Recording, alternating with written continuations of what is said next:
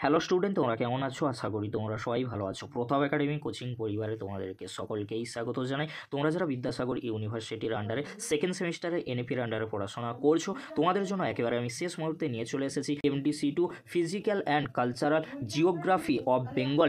এখান থেকে গুরুত্বপূর্ণ 5 মার্কস ও 10 মার্কসের কোশ্চেনগুলি আলোচনা করে দেবো। এই কোশ্চেনগুলি থেকেও কিন্তু 2 মার্কসের কোশ্চেন আসতেই পারে।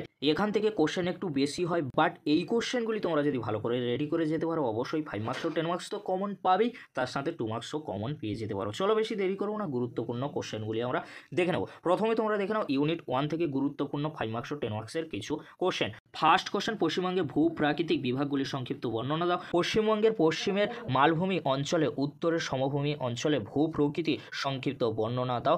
সমভূমি শ্রেণী বিভাগ আলোচনা করো, এটা তোমরা দেখে রাখবে। পশ্চিমবঙ্গের উত্তরে পার্বত্য অঞ্চলে ভূ প্রাকৃতিক ও নদীগুলি সম্পর্কে আলোচনা করো। পশ্চিমবঙ্গের পার্বত্য মালভূমি ও সুন্দরবন অঞ্চলের নদীগুলির পারস্পরিক তুলনামূলক আলোচনা করো বা পার্থক্য, তোরাই ও ডুয়ার্স কি আলোচনা করো। পরবর্তী কোশ্চেন, সুন্দরবন নামকরণের কারণ কি? পশ্চিমবঙ্গের জলবায়ুর মূল বৈশিষ্ট্যগুলি উল্লেখ করো, বা কোশ্চেনটি ঘুরে আসতে পারে। শীতকালীন জলবায়ু শুষ্ক প্রকৃতির কারণ ব্যাখ্যা করো। পশ্চিমবঙ্গের জলবায়ুতে মৌসুমী বায়ু ও হিমালয় পর্বতের প্রভাব উল্লেখ করো। পশ্চিমবঙ্গের পার্বত্য অঞ্চলের জলবায়ু ও উপকূল অঞ্চলের জলবায়ু সংক্ষিপ্ত বর্ণনা দাও। পশ্চিমবঙ্গের ঋতু বৈচিত্র্যের সংক্ষিপ্ত পরিচয় দাও। এবারে তোমরা দেখে নাও ইউনিট 2 থেকে গুরুত্বপূর্ণ 5 মার্কস ও 10 মার্কসের কয়েকটি কোশ্চেন। ইকো ট্যুরিজম কাকে বলে, এর উদ্দেশ্য এবং গুরুত্ব উল্লেখ করো। পশ্চিমবঙ্গের বিভিন্ন অঞ্চলের স্বাভাবিক উদ্ভিদের শ্রেণীবিভাগ ও বৈশিষ্ট্য বা গুরুত্ব তোমরা কিন্তু দেখে রাখবে। স্বাভাবিক উদ্ভিদ বন্টনে জলবায়ুর প্রভাব সংক্ষেপে আলোচনা করো। সুন্দরবন অঞ্চলে মৃত্তিকা ও স্বাভাবিক উদ্ভিদের মধ্যে সম্পর্ক সংক্ষেপে লেখো এবং বন্য প্রাণী সংরক্ষণে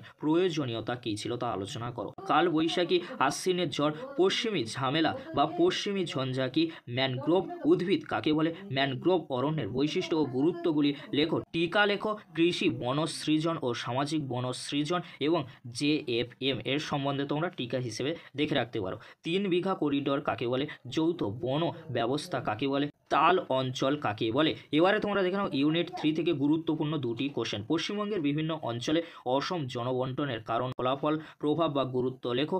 পরিব্রাজনের কারণ ও প্রভাব বা ফলাফল বা গুরুত্ব উল্লেখ করো। এবারে তোমরা দেখে নাও ইউনিট 4 থেকে গুরুত্বপূর্ণ 5 মার্কস ও 10 মার্কসের কয়েকটি কোশ্চেন। তথ্য প্রযুক্তি শিল্প কি? পশ্চিমবঙ্গে খাদ্য প্রক্রিয়াকরণ শিল্প ও তথ্য প্রযুক্তি শিল্প গড়ে ওঠার কারণগুলি আলোচনা করো। পশ্চিমবঙ্গের কৃষির বৈশিষ্ট্য ও সমস্যাগুলি কি কি ছিল তা আলোচনা করো। পশ্চিমবঙ্গে উৎপাদিত ফসলের শ্রেণী বিভাগ করে ধান, চা, গম, কফি চাষের উন্নতির কারণ বর্ণনা করো। সমস্যা ও সমাধান দেখে রাখবে তোমরা।